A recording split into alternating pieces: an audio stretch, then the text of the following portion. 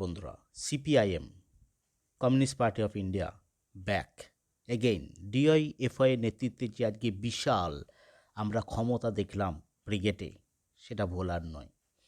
এই যে একটা বিশাল সমাবেশ সাকসেসফুলি অর্গানাইজ করেছে ডিওয়াইএফআই, মীনাক্ষী দেবীর নেতৃত্বে বলা যেতে পারে যে বিশাল সমাবেশ আজকে আমরা দেখলাম, এটা অ্যাকচুয়ালি সিপিএম, তৃণমূল, বিজেপিকে খুব যথেষ্ট মোকাবিলা করার জন্য টক্কর দিয়েছে বলা যেতেই পারে। কিন্তু এই বিশাল সমাবেশকে ঘিরে মানুষের উদ্দীপনা, মানুষের যে উৎসাহ আজ চোখে পড়ার মতো। মোহাম্মদ সেলিম থেকে শুরু করে যাবতীয় বুদ্ধদেব ভট্টাচার্যের যে মেসেজ ডেলিভার করা হয়েছে, সেটাতে সিপিআইএমের কমরেডরা নিশ্চয়ই একটা বড়সড় উৎসাহ পাবেন, একটা জোশ পাবেন যে হ্যাঁ, আগামী লোকসভা নির্বাচনে সিপিআইএম কীভাবে তৃণমূল, কংগ্রেস, বিজেপিকে হারাতে পারে, কংগ্রেসকেও হারাতে পারে। দেখুন, কংগ্রেস সিপিএমের মধ্যে একটা কিন্তু গঠবন্ধন হওয়ার চান্স রয়েছে আঁতাত, কিন্তু সেটা কিন্তু সিপিএমের জন্য কখনোই ভালো হবে না বলে আমার মনে হয়। সিপিএম একা যদি লড়ে, আমার মনে হয় ভালোভাবে যদি ফাইট দিতে পারে, তাহলে কিন্তু বেশ কয়েকটি আসন সিপিএম আবার ক্ষমতায় নেবে।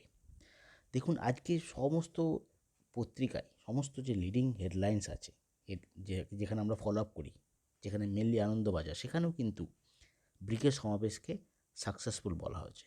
আপনাদেরকে দেখাতে চাইব, আপনাদেরকে দেখাচ্ছি। দেখুন, এই লিডিং আনন্দবাজারে এখানে বলা হয়েছে মিছিলের ব্রিগেডে বুথের ব্রিগেড করা যাবে, তো এখানে সংশয় করেছে, কারণ এই যে একটা বিশাল র্যালি, ডিওয়াইএফআই ব্রিগেড র্যালি হয়েছে, সেখানে এত লোকের সমাবেশ, এই যে এত লোকের সমাবেশ কি বুথে দেখা যাবে?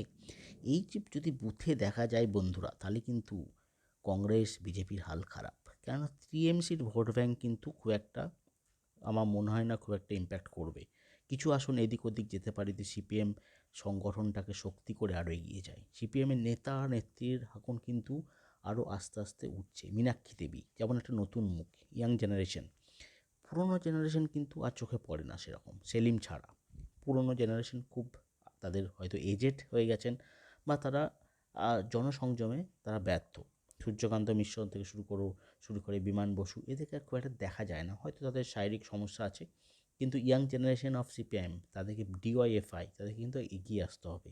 তাদের কিন্তু সমস্ত যে মুভমেন্ট, সেই মুভমেন্টগুলোকে তাদেরকে তৈরি করতে হবে, প্রত্যেকটা অপরচুনিটি নিতে হবে। এই যে একটা তৃণমূলের মধ্যে একটা তৈরি হয়েছে অরাজনৈতিকতা, একটা সমস্ত রকম চারদিক থেকে তৃণমূলকে ইডি, সিবিআই, গ্রেপ্তারি, জ্যোতিপ্রিয় মল্লিক থেকে শুরু করে পার্থ, আহ, সমস্ত এই যে গ্রেপ্তারি হয়েছে, এর বিরুদ্ধে জনসমক্ষে পৌঁছাতে হবে। বলতে হবে কি সিপিএম হচ্ছে একমাত্র বিকল্প, যে কিনা ভালো সুশাসন প্রশাসন দিতে পারে। তো এই যে শুরু হয়েছে দোস্তুন ডিওয়াইএফআই ব্রিগেড র্যালি, সিপিআইএমকে চাঙ্গা অবশ্যই করবে আগামী লোকসভা নির্বাচনে। যারা কমরেড, তারা এখন তারা শপথ নিন, চোর চুরি ডাকাতির হাত থেকে পশ্চিমবঙ্গকে রক্ষা করবেন।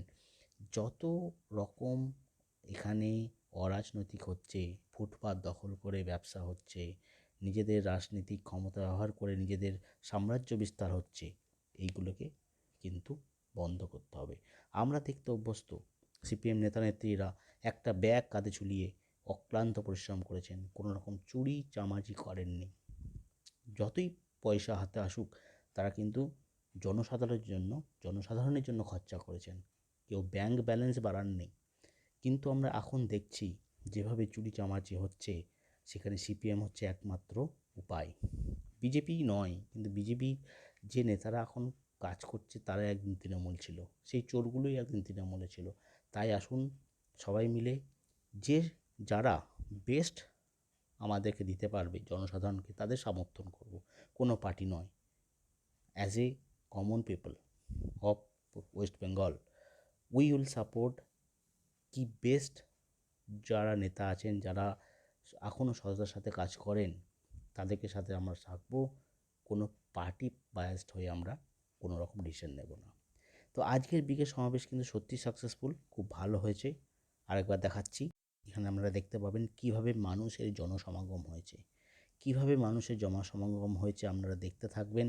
বড় বড় নেতারা এখানে, বড় বড় এখানে অনেক রকম ভালো ভালো বক্তৃতা দিয়েছেন আজকে, এবং we are proud of that. এখানে মীনাক্ষী দেবীকে দেখতে পাচ্ছেন, বড় বড় নেতাগুলো দেখতে পাচ্ছেন, যারা অক্লান্ত পরিশ্রম করে আজকে দিনটাকে সমর্থন করেছেন। এখানে দেখুন কত মানুষের এখানে আশীর্বাদ, কত মানুষের এখানে উদ্দীপনা। এখানে ব্রিগেড যারা গেছেন তারাই বুঝবেন এর কী মাহাত্ম্য। আপনারা অবশ্যই কমেন্ট করে জানাবেন আপনাদের মতামত। ভালো থাকবেন, সুস্থ থাকবেন।